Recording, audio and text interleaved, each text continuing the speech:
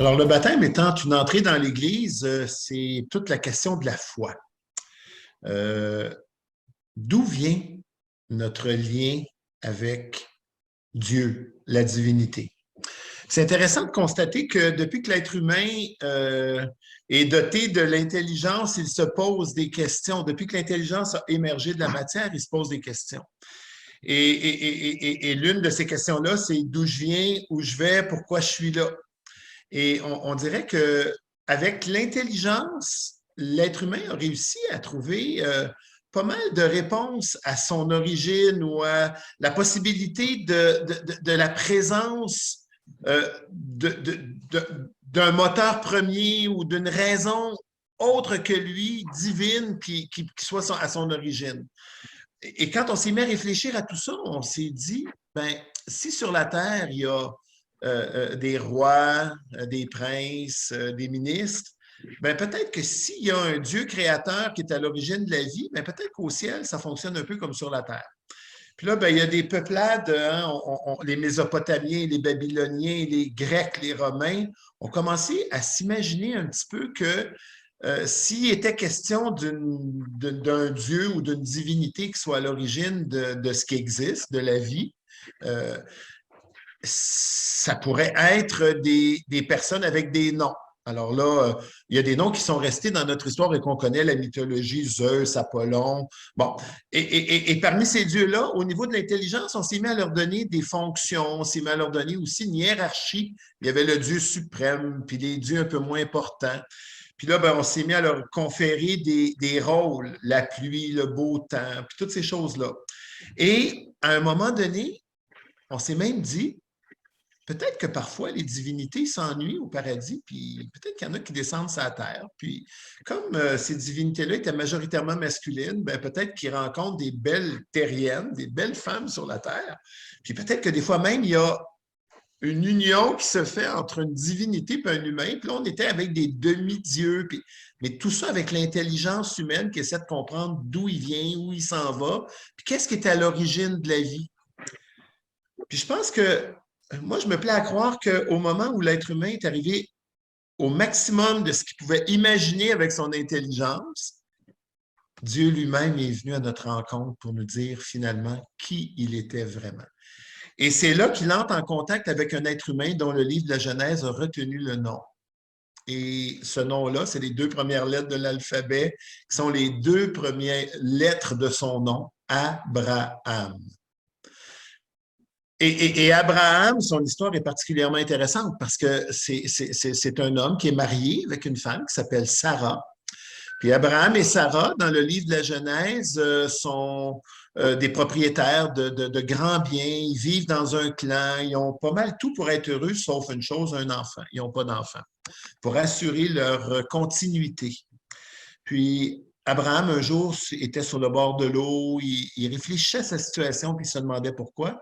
Puis on dit qu'à ce moment-là, il y a une voix qui s'est imposée à lui, puis qui lui a dit, Abraham, j'existe, je suis là, puis j'entends ta prière. Si tu me fais confiance, et là, le mot confiance prend tout son sens, ben, un fils naîtra. Et de ce fils te naîtra une descendance. Évidemment, cette voix qui s'impose à lui, qui n'est pas de lui, qui vient donc d'ailleurs, pour nous, c'est la première intervention de Dieu dans le cœur humain puis dans l'histoire humaine. Et ce qu'on entend, ben, c'est Abraham, je te connais, je sais ce qu'il te faut pour être heureux. Puis si tu me fais confiance, puis que tu te fais confiance et que tu fais confiance aussi à Sarah qui est à côté de toi, ben, si tu fais, on est dans cet élément de confiance-là, ben, tu peux obtenir non seulement ce que tu souhaites, c'est-à-dire un enfant, mais tu peux obtenir une descendance tellement grande, puis ça c'est le texte biblique qui le dit, que tu ne pourras pas les compter. Il y en aura plus que de grains de sable au bord de la mer, plus que d'étoiles dans le ciel. Peut-être qu'Abraham a pensé que c'était impossible déjà d'avoir un enfant, mais d'avoir une descendance aussi grande que ça, alors qu'il était déjà avancé en âge, il regardait sa femme, puis il disait, ben, tous les deux, on est peut-être même plus capable d'avoir des enfants. la confiance. La confiance en lui, en sa femme, et aussi en cette voix qui s'imposait à lui. Quoi qu'il en soit, Isaac est arrivé. Ça, c'est le fils d'Abraham. Puis d'Isaac sont nés 12 enfants, qui sont les origines de la religion juive. Mais ce qu'Abraham n'avait pas pu penser, mais qu'on constate aujourd'hui qui est vrai, c'est que cette descendance innombrable qui avait été promise par Dieu, ben, c'est un fait réel. Parce qu'au moment où on se parle, euh, Abraham, c'est le père dans la foi de tous les monothéistes de la terre, donc de tous ceux qui croient en un Dieu unique. Donc, les Juifs, les chrétiens qui croient en Jésus, Sauveur, et tous les musulmans ont Abraham pour père. Donc déjà, au moment où on se parle, 2 tiers de l'humanité est fils et fille d'Abraham. Ça, c'est vrai depuis 4000 ans, parce qu'on est loin en arrière. Là. Jésus, c'est 2000 ans. Donc, le début de cette histoire d'amour-là, où Dieu vient à notre rencontre pour nous révéler qui il est, c'est-à-dire une présence personnelle, pour nous dire qu'il nous connaît par notre nom, il appelle Abraham par son nom, puis nous dire aussi qu'il veut notre bonheur et qu'il veut qu'on soit pleinement réalisé, ben c'est à l'origine de tout ce qui est la foi.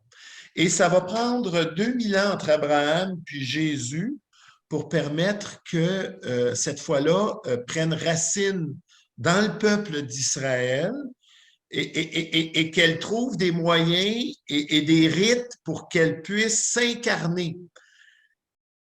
Puis 2000 ans plus tard, après beaucoup de générations de prophètes, de rois, de croyants et de croyantes qui ont cheminé dans la foi, qui ont passé à travers toutes les beautés et les difficultés d'une vie, ben 2000 ans plus tard, au sommet de cette présence de Dieu qui de plus en plus s'incarne, ben, l'incarnation devient effective parce que Dieu qui veut nous révéler vraiment qui il est en plénitude, ben, il nous envoie son Fils Jésus. Puis si aujourd'hui on est baptisé puis qu'on entre dans cette Église catholique, ben, l'Église catholique, c'est la plus importante des églises chrétiennes qui croient que Jésus est le sauveur du monde. Donc, il y a 2000 ans, nous, on croit que Dieu a finalement parlé en venant nous dire véritablement encore plus qui il était. Il nous a envoyé son Fils pour nous révéler qui il était. Son Fils Jésus, qui est à côté de lui depuis toute éternité, descend sur la terre, prend un corps de chair, vient partager toute notre vie, puis vient nous révéler les secrets d'amour du Père, de Dieu son Père, qui devient aussi notre Père. Puis à travers sa vie, à travers sa mort, mais à travers sa résurrection, qui est la vie plus forte que la mort, qu'on signifiera pendant le baptême, ben, Jésus devient la pierre angulaire par laquelle tout s'embrique, tout l'Ancien Testament depuis Abraham jusqu'à lui. Puis après ça, Jésus devient le moment où, après ça, naît l'Église.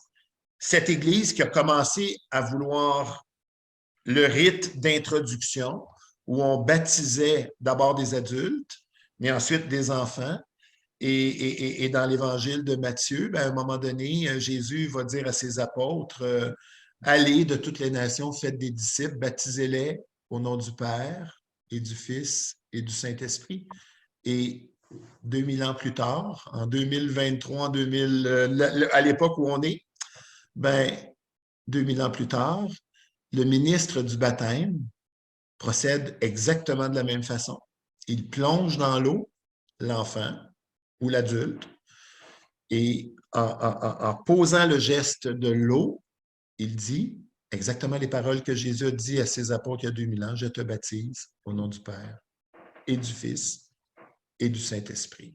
On entre donc dans une histoire de 4000 ans, de 2000 ans, et nos enfants sont la suite logique de cette foi qui a habité les parents, les grands-parents, les arrière-grands-parents. Donc, on rentre vraiment dans une histoire qui est longue, qui est belle, qui n'a pas toujours été facile, mais qui a permis aux gens une chose, c'est de toujours garder confiance en eux, dans les autres, dans un sens à la vie, puis dans cette présence de Dieu qui nous connaît par notre nom, qui sait ce dont on a besoin pour être heureux et qui marche avec nous et qui nous accompagne.